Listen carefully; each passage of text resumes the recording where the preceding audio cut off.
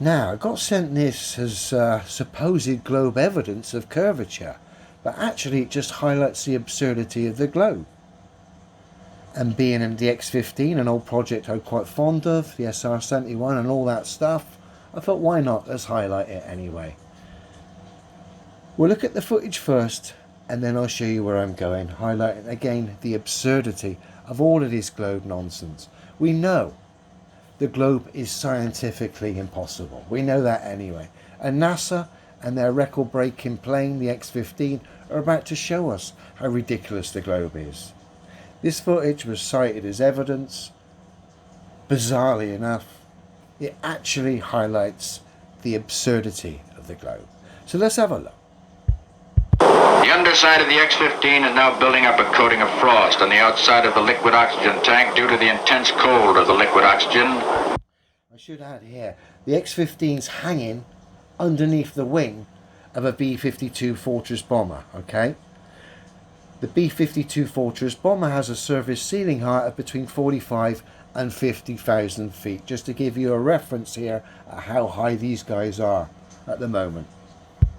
At a temperature of minus 300 degrees Fahrenheit. The auxiliary power units are now started. Note the exhaust trail going over the horizontal stabilizer. Launch. Light roll-off occurs as the shackles release. The X-15 engine is started, and the aircraft accelerates rapidly, quickly leaving the B-52 far behind. On this flight, the plan called for a buildup of 1,500 pounds per square foot of dynamic pressure before pull-up. Again the launch, photographed by X-15 camera number 1. Note the rapid acceleration as the aircraft drops away from B-52, and the steep climb-out angle.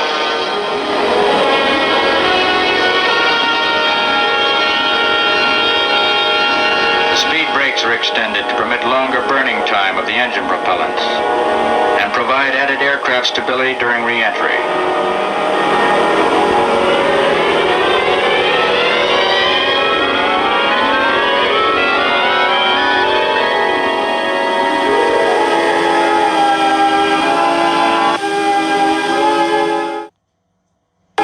Altitude of 317,000 feet planned for this flight is now achieved. X-15. So our mate has achieved his so-called height of 317,000 feet. So we've now got that as a reference.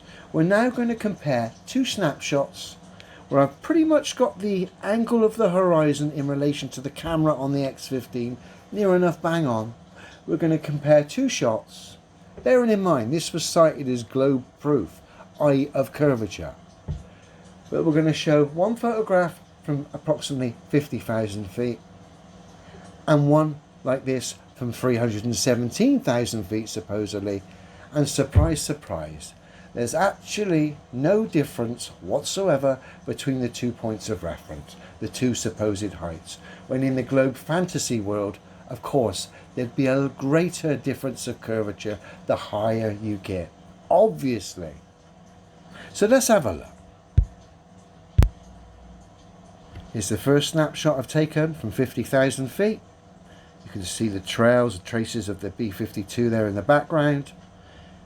Here's a shot from 317,000 feet. Take note of the angle of the aircraft in relation to the horizon, okay? Because obviously that helps me line it up. 50,000 feet, 317,000 feet. I'll just come back again. 50,000 feet. Obviously the trail in the background doesn't help too much there, it makes it a bit messy. But 50,000 feet, supposedly 317,000 feet. So let's put these two together now.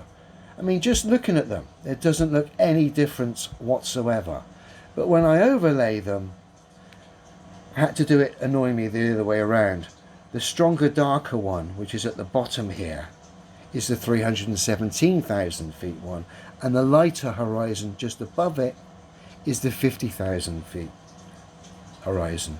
And they're exactly the same, showing the exact supposed amount of curvature, which of course is down to the camera or the lens or the shape of the rocket, the X-15 anyway. The fact there's no difference between those 2 points of reference kind of highlights the absurdity of the globe yet again. It's scientifically impossible anyway, but these globe believers are in such confusion these days that they're actually citing stuff that highlights the absurdity of their beliefs as proof of the globe. That's how bad it's got. Like I said previously, and I've been saying for a while, the globe is scientifically impossible, folks. You've only got to start looking at the evidence which is being cited these days to see how ridiculous it is. I mean, look what I've just shown you just now, for example. My claims regarding the shape of the earth are fundamentally backed up by demonstrable reality. The only thing I stand by. Anyway, have a good one, guys. I thought I'd share that with you.